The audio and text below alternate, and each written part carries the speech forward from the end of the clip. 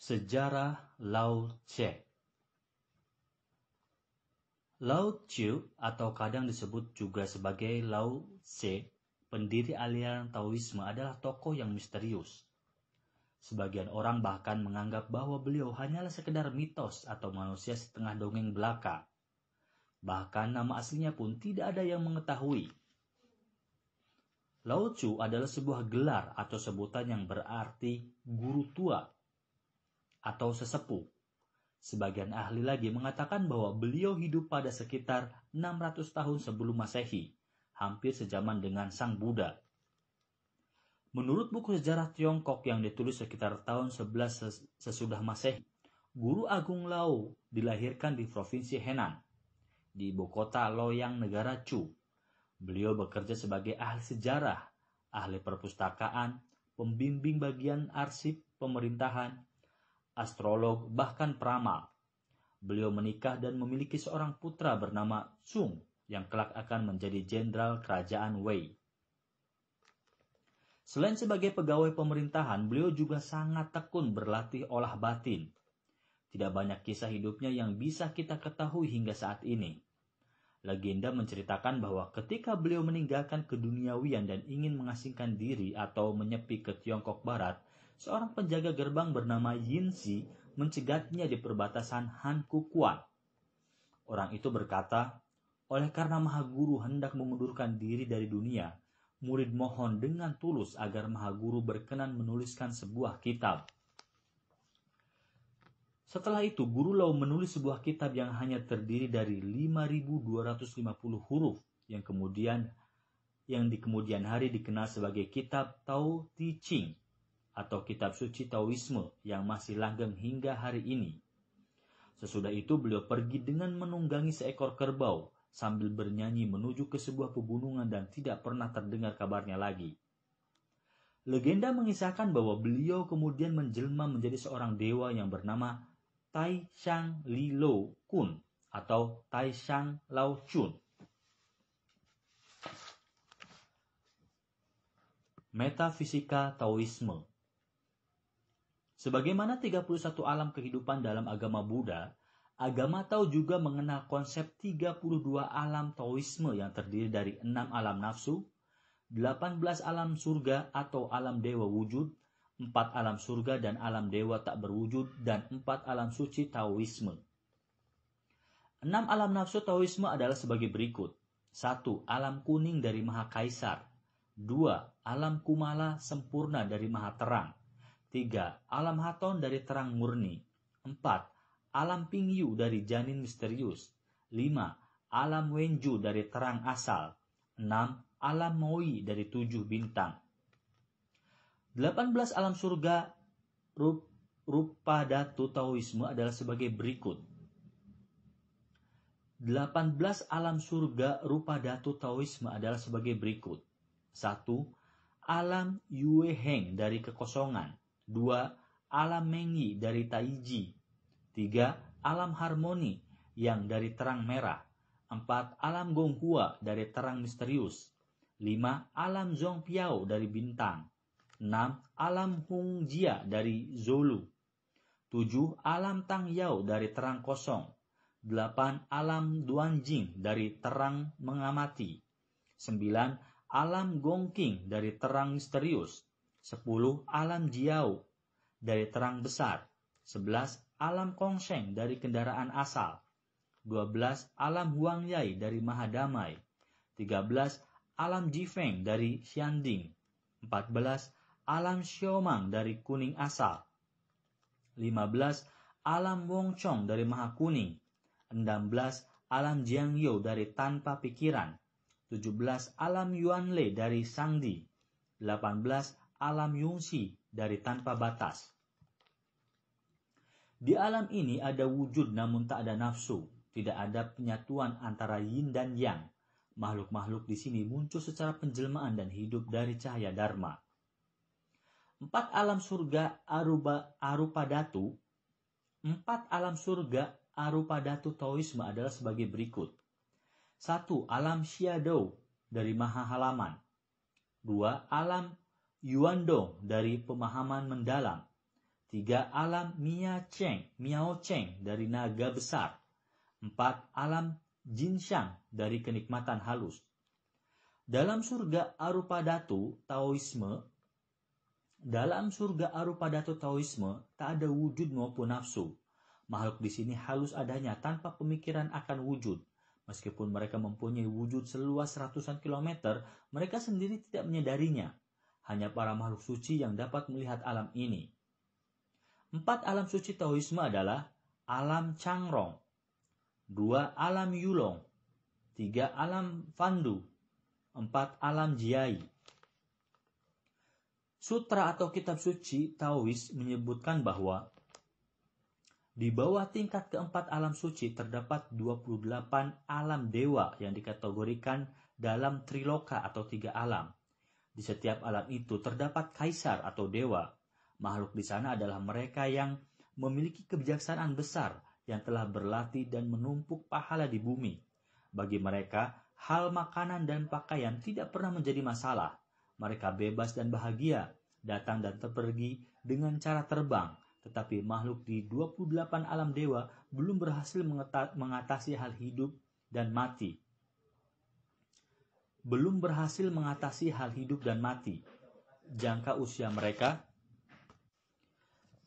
Jangka usia mereka berbeda-beda. Di tingkat pertama mereka berusia selama 90.000 tahun. Di tingkat kedua mereka berusia selama 180.000 tahun. Di tingkat ketiga mereka berusia selama 270.000 tahun dan seterusnya. Astrologi Cina. Astrologi Cina didasarkan pada astronomi tradisional dan kalender Cina. Masyarakat Cina kuno bahkan sudah mengenal astronomi sejak tahun 4000 sebelum Masehi. Astrologi Cina diuraikan selama masa dinasti Zhou dan berkembang selama masa dinasti Han, abad kedua sebelum Masehi. Astrologi Cina memiliki hubungan erat dengan filsafat Cina tentang teori 3 harmoni, yakni langit, bumi, dan air, dan menggunakan prinsip-prinsip yin, yang, ajaran Wuxing, 10 batang surgawi, 12 batang duniawi, kalender lunar, dan siklus perhitungan waktu 12 tahun. Metode astrologi Cina terdiri dari 2 hal, yaitu Bazi, atau biasa juga disebut sebagai 8 karakter atau 4 pilar yang didasarkan pada batang langit dan cabang bumi. Metode kedua yaitu Ziwei, ramalan bintang ungu. Metode ini didasarkan pada konfigurasi bintang-bintang serta pembagian 12 sektor atau istana yang dalam astrologi barat disebut sebagai house atau rumah. 5 planet klasik yang berhubungan dengan Wuxing yaitu Venus, logam, Jupiter, kayu, Merkuri, air, Mars, api, dan Saturnus, tanah. Sistem 12 tahun siklus tanda binatang dibangun berdasarkan pengamatan atas orbit Jupiter. Para astronom Cina membagi lingkaran surgawi menjadi 12 bagian.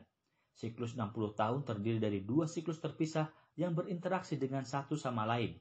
Yang pertama adalah siklus 10 batang langit yaitu 5 unsur, yakni kayu, api, bumi, logam, dan air dalam bentuk yin dan yang. Yang kedua adalah siklus tanda 12 zodiak binatang atau yang disebut sebagai 12 cabang duniawi, yakni tikus, kerbau, harimau, kelinci, naga, ular, kuda, kambing, monyet, ayam, anjing, dan babi. Falun Gong. Saat ini, aliran spiritual yang berdasarkan ajaran Tao yang paling terkenal di dunia adalah Falun Gong atau Falun Dafa. Aliran ini sudah ada di 144 negara di dunia dan konon memiliki jumlah penganut sebanyak 100 juta orang di seluruh dunia. Pendiri aliran ini adalah Li Hongzhi dari Cina. Sejak usia 4 tahun, dia sudah dilatih oleh para rahib Tao dan Buddha, sehingga dia memiliki pengetahuan dan kesaktian yang luar biasa pula. Pada 13 Mei 1992, Li Hongzhi mengajarkan Falun Gong atau Falun Dafa untuk pertama kalinya di timur laut kota Changchun. Selanjutnya beliau pergi ke luar negeri mengajarkan Falun Gong di berbagai tempat di seluruh dunia seperti Eropa, Asia, Amerika, dan Australia. Perkembangan Falun Gong yang luar biasa pesat membuat pemerintah Cina komunis merasa resah sehingga mulai menindas para pengikut Falun Gong. Li Hongzhi kemudian pindah ke Amerika Serikat pada tahun 1996. Beliau bahkan pernah berbicara di hadapan Majelis Umum PBB untuk membela hak para pengikut Falun Gong yang ditindas oleh pemerintah Cina. Para pengikut Li Hongzhi menganggapnya sebagai inkarnasi dari Mi Le Fo atau Ju Lao Fo, Buddha Maitreya, tapi tidak sedikit juga orang yang menganggapnya sebagai tokoh sesat. Salah satu dari ajarannya adalah seiring masyarakat manusia melimpah di bidang materi serta ilmu pengetahuan yang maju pesat, moralitas manusia malah sedang merosot tajam. Karena manusia sekarang semua percaya pada ilmu pengetahuan dan menganggap ilmu pengetahuan modern sebagai kebenaran. Namun manusia tidak berpikir bahwa ilmu pengetahuan sekarang tidak sempurna. Masih ada banyak hal yang tidak dikenal oleh ilmu pengetahuan. Ada banyak hal yang dibicarakan dalam komunitas Siulian atau pelatihan rohani. Tidak boleh dibicarakan kepada masyarakat manusia biasa. Segala materi dan unsur yang tertinggi dalam alam semesta semua terbentuk oleh Zen Shang Ren. Sejati baik sabar. Ia adalah spirit dalam alam semesta. Ia adalah karakter alam semesta. Ia adalah dasar prinsip Dharma yang sesungguhnya. Manusia abadi atau Xian. Ajaran Tao juga dikatakan sebagai ajaran untuk mencapai keabadian dan menjadi dewa, yang dalam kisah rakyat Cina kadang disimbolkan sebagai pil abadi. Oleh karena itu, penganut ajaran Tao meyakini bahwa jika mereka dapat mencapai persatuan dengan Tao, maka mereka akan hidup abadi. Umat agama Tao juga meyakini bahwa sejak zaman dinasti Tang, sudah ada beberapa orang yang berhasil mencapai keabadian dan disebut sebagai dewa. Di antara mereka ini, yang paling terkenal adalah 8 orang yang disebut sebagai Basian atau 8 dewa. Ke-8 Xian ini adalah Zhong Liquan, Li Chiguai, Lu Dongbin, Zhang Guolao, He Xiangu, Lan Chaihe, Han Xiangzi, dan Chou Guojiu. 8 dewa adalah salah satu tema favorit bagi seniman-seniman Tiongkok dan sering dijadikan objek yang digambarkan dalam keramik dan porselen. Mereka juga banyak muncul dalam literatur dan sastra klasik Tiongkok. Manusia abadi Lu Tongpin. Lu Tongpin atau Lu Dongbin adalah satu dari 8 manusia abadi Taoisme yang paling populer. Dia digambarkan sebagai seorang yang berpakaian sarjana atau cendekiawan dengan sebilah pedang di punggungnya untuk mengusir roh jahat. Lu adalah pendiri aliran Jin dan Jiao dan pencetus ajaran dalam buku Tai Yi Jin Hua Zongzi, Rahasia Bunga Emas. Dia juga adalah pencipta jurus 8 Dewa Pedang yang dianggap sebagai salah satu harta dalam seni bela diri Wudang Shan. Nama aslinya adalah Lu Yan. Dia dilahirkan pada tahun 796 di provinsi Jingzhou. Ketika ia lahir, aroma harum konon memenuhi kamarnya. Ulang tahunnya dikatakan pada hari yang ke-14 dalam bulan ke-4 kalender Cina. Dia sangat cerdas sejak masa kanak-kanak dan mempunyai banyak prestasi akademik. Dia 2 kali mengambil ujian untuk menjadi pegawai kerajaan tetapi tidak berhasil. Dalam keadaan kecewa dan hampir putus asa, dia menginap di sebuah penginapan di Chang'an. Di sana dia bertemu dengan Zhong Liquan, manusia abadi lain yang dianggap sebagai pemimpin dari 8 manusia abadi. Zhong Liquan meminjaminya sebuah bantal untuk digunakannya saat tidur. Dalam tidurnya, Lu bermimpi bahwa ia dapat lulus dari ujian kenegaraan dan menjadi seorang pegawai kerajaan. Pangkat dan jabatannya terus naik dengan pesat. Ia juga hidup senang dan bahagia bersama keluarganya. Akhirnya Lu menjadi seorang perdana menteri.